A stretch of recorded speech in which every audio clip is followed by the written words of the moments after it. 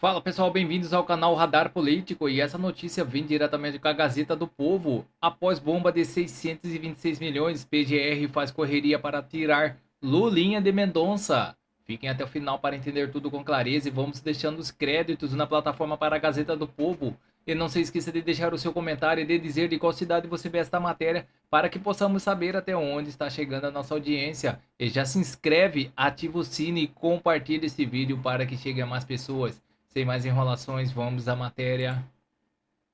Fred, vamos falar então sobre Lulinha, né? Porque o cerco vai se fechando, mas agora a Procuradoria-Geral da República pediu ao ministro André Mendonça que remeta os autos à primeira instância. Por quê, Fred? Pois é, Rossano, uma tentativa da Procuradoria-Geral da República, do Paulo Gonet, de salvar o Lulinha, remetendo o caso do gabinete do ministro André Mendonça para a primeira instância. O que está por trás dessa manobra? Primeiro, destacar que o Supremo tem se valido muito dessa manipulação de competências a depender dos investigados ou dos réus. Dando um exemplo aqui, no caso dos réus do 8 de janeiro, eles não tinham foro por prerrogativa de função e, mesmo assim, foram julgados perante o Supremo Tribunal Federal. Paulo Gonet, em nenhum momento, suscitou justamente essa questão de uma incompetência do Supremo para apreciar esses casos envolvendo os réus do 8 de janeiro.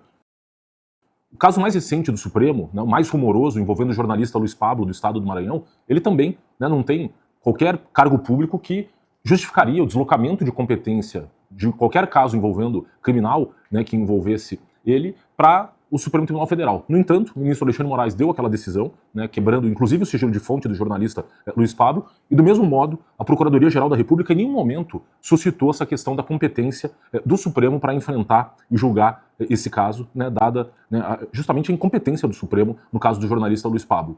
Já no caso do Lulinha, você vê o Procurador-Geral da República suscitando essa questão e tentando deslocar o caso do Supremo para a primeira instância. E quais os motivos principais dessa tentativa e dessa manobra?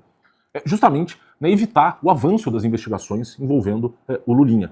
Justamente porque, no caso de um juiz de primeiro grau, dado a consequência política, o efeito político-midiático de um caso como esse, dificilmente um juiz vai ali decretar medidas cautelares, como, por exemplo, busca e apreensão, medida de prisão preventiva contra o Lulinha, considerando o histórico da Operação Lava Jato. Tivemos recentemente a juíza Gabriela Hart, que atuava na 13ª Vara Federal de Curitiba, sendo afastada do cargo pelo prazo de 2 anos. O próprio desembargador Thompson Flores, do TRF da 4ª Região, também sendo penalizado pela atuação na Operação Lava Jato, envolvendo em grande parte a operação esses mesmos investigados, agora no caso do filho do Lula, que está sendo investigado pelo ministro André Mendonça. Então, o objetivo claro dessa manobra é tirar o caso das mãos do ministro André Mendonça, considerando que agora as investigações estão avançando, inclusive com o agravante de surgiu agora uma minuta contratual que foi enviada por Roberta Luxinger ao Marcola, chefe de gabinete do Lula, fazendo referência a um contrato de 626 milhões de reais, que seria celebrado esse contrato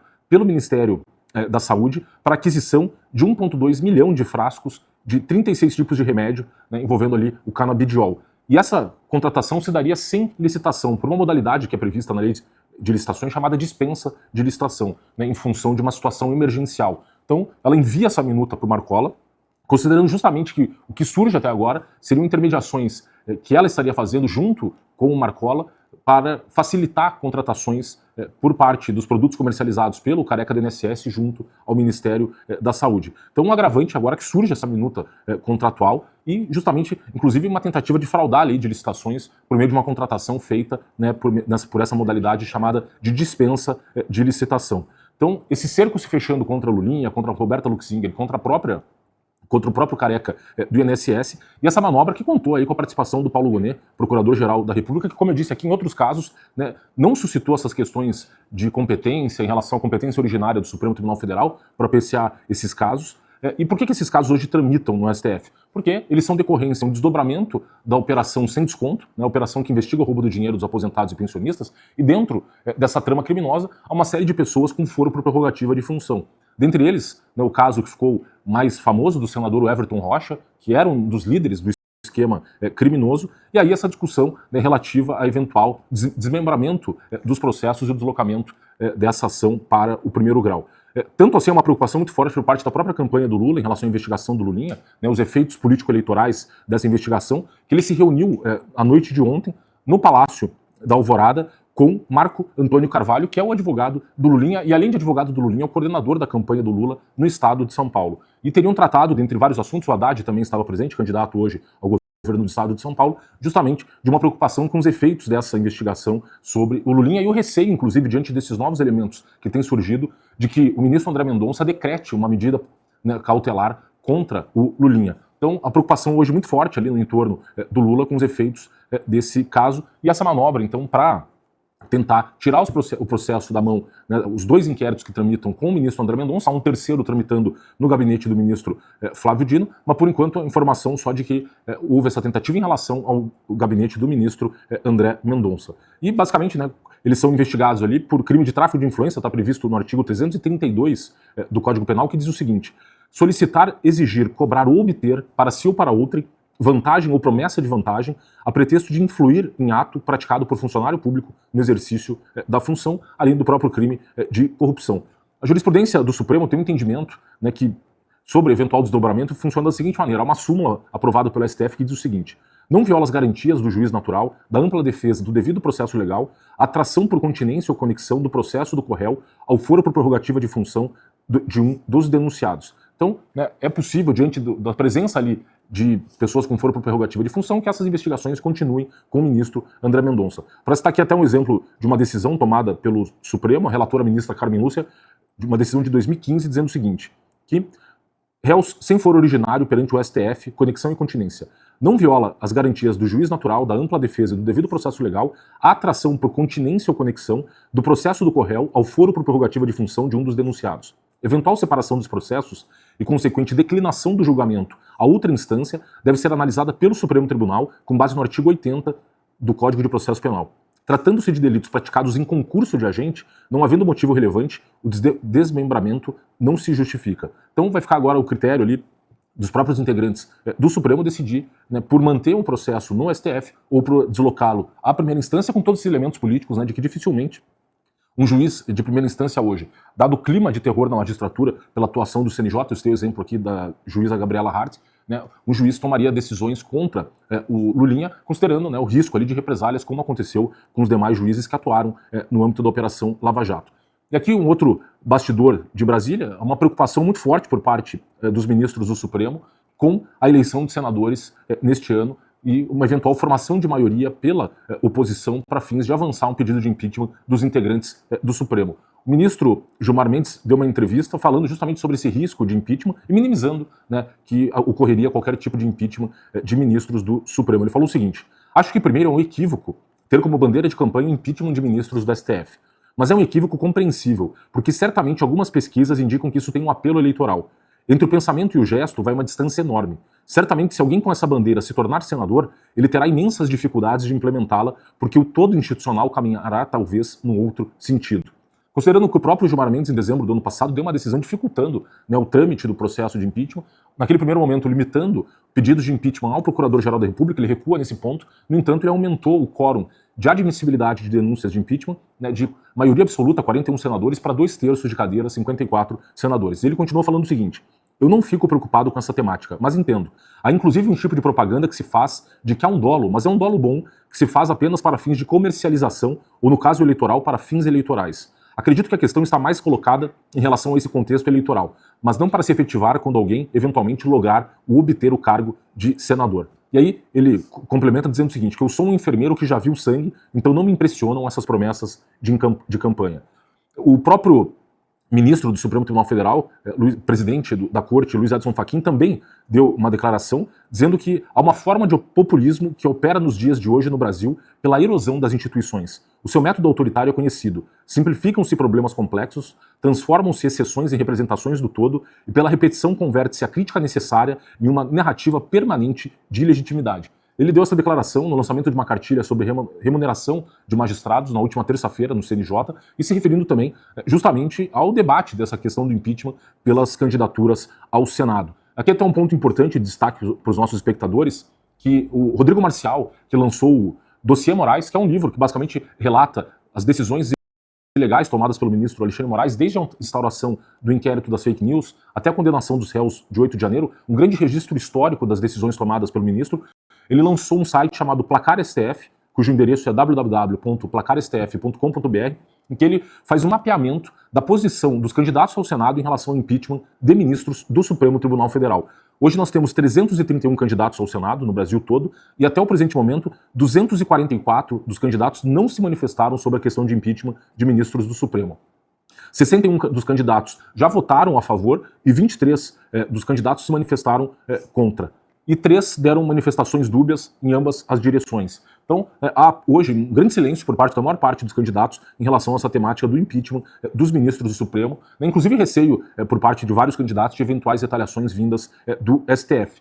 E só agora para concluir, William Vac, o jornalista, escreveu um artigo basicamente falando que há hoje impera um medo ali, um receio no Supremo Tribunal Federal, inclusive né, os ministros, o trio Moraes, Dino e Gilmar, pensando, né, identificando uma conspiração, que eles enxergariam a existência de uma conspiração para, né, de alguma maneira, enfraquecer o Supremo Tribunal Federal. Diz William Vac, o trio Moraes, Dino e Gilmar, que efetivamente trata de se impor na corte, não entendeu a natureza dessa transformação e acha que se trata de uma onda em relação às críticas que o tribunal vem sofrendo. Agarra-se a indícios de uma conspiração financiada por parentes de banqueiros que aliciaram ONGs de pouca transparência e formaram com instituições como a GV São Paulo, Casa das Garças, fundações ligadas a bilionários, o mesmo ecossistema que teria alimentado a Lava Jato. Inclui nisso algumas das principais organizações de imprensa, vistas por eles como aparatique na luta contra o STF. Violaram o princípio constitucional do sigilo da fonte jornalística e acham que uma eventual volta da obrigatoriedade do diploma para exercício dessa profissão, que o próprio STF havia derrubado, limitaria bastante o número dos que seriam protegidos pelos dispositivos garantindo liberdade de expressão. É patético como alguns desses ministros pretendem definir o que seja jornalismo investigativo, que vem expondo a nudez dos intocáveis, aliás, percebida pelo público há muito tempo. Por isso o STF está distante ainda de alguma pacificação com o que antes se chamava opinião pública. E aí ele fala justamente desse receio que eles têm, os ministros, de que se formando essa maioria no Senado, e que eles venham a sofrer um processo de impeachment. E esse são os movimentos ali nos bastidores de Brasília, tanto para salvar o Lulinha, quanto para tentar pressionar ali os candidatos para que não nem discutam a questão do impeachment dos ministros do Supremo, Rossana. E vamos com as notícias no site Poder 360. Flávio provoca Lula sobre Yanomamis. Já pode chamar de genocida? Senador compartilhou reportagem da Veja sobre mortes na terra Yanomami e fez referência a críticas ao pai. O senador e candidato à presidência Flávio Bolsonaro usou o X na sexta-feira para compartilhar um print de uma reportagem da revista Veja sobre mortes no território Yanomami durante o governo do presidente Lula. Na legenda escreveu, já pode chamar de genocida. A publicação de Flávio faz referência ao uso recorrente do termo genocida contra seu pai, o ex-presidente Jair Bolsonaro, durante e depois da pandemia da Covid-19, em críticas à condução do governo federal na crise sanitária. A reportagem compartilhada pelo senador foi publicada pela Veja na sexta-feira e afirma, com base em dados do Ministério da Saúde enviados ao Congresso, que foram registradas 1.121 mortes de indígenas na terra Yanomami de 23 a 25. Segundo a revista, o número supera os 951 óbitos registrados no período equivalente à gestão Bolsonaro. A Veja também relata que o presidente do Supremo Tribunal Federal, Edson Fachin, procurou a senadora Damares Alves, presidente da Comissão dos Direitos Humanos no Senado, para uma missão conjunta ao território Yanomami com o objetivo de acompanhar a situação. O governo Lula contestou a comparação apresentada pela revista. Em nota enviada à Veja, disse considerar grave a divulgação de análises inverídicas a partir de dados sem a devida contextualização. Segundo o executivo, entre 2019 e 2022 houve deterioração da assistência à saúde e subnotificação de doenças e mortes, com unidades fechadas ou destruídas e comunidades sem atendimento regular. A gestão afirma que, desde 2023, ampliou o atendimento e busca ativa, os diagnósticos e a vigilância epidemiológicas. Como contraponto, o governo informou que o número de mortes caiu 29% em primeiro semestre de 23 ao mesmo período de 26, de 224 para 158. Disse ainda que, nesse intervalo, foram zeradas as mortes por malária, enquanto os óbitos por desnutrição recuaram 75% e causados por infecção respiratórias agudas diminuíram 40%. Em outro recorde divulgado pelo Ministério da Saúde em novembro de 25, A pasta havia informado queda de 27% na mortalidade da terra Yanomami desde janeiro de 23, quando foi declarada emergência em saúde pública no território. Os dados também mostram redução nas mortes por malária, desnutrição e infecção respiratórias. A provocação de Flávio retoma uma expressão usada em diferentes momentos contra Jair Bolsonaro em março de 21, depois de um pronunciamento do então presidente sobre vacinação contra a Covid-19. Políticos de oposição criticaram nas redes sociais. E o então deputado Kim Kataguiri o chamou de presidente genocida. Em outubro daquele ano, a apresentadora Xuxa Menegal também usou o termo ao criticar a atuação de Bolsonaro na pandemia. Na campanha presidencial de 2022, Lula chamou Bolsonaro de genocida e Ciro Gomes também usou a expressão ao se referir ao então presidente. Já em julho de 2023, depois de assumir a presidência, Lula afirmou duramente à Conferência Nacional de Saúde que o governo Bolsonaro teve conduta genocida na pandemia e relacionou a declaração da atuação da gestão anterior durante a crise sanitária. Então é isso, pessoal. Essas são as notícias que estão circulando nas mídias da internet. Não se esqueça de se inscrever, deixar o seu like e clicar no sino para mais informações sobre política. Agradeço a todos pela audiência.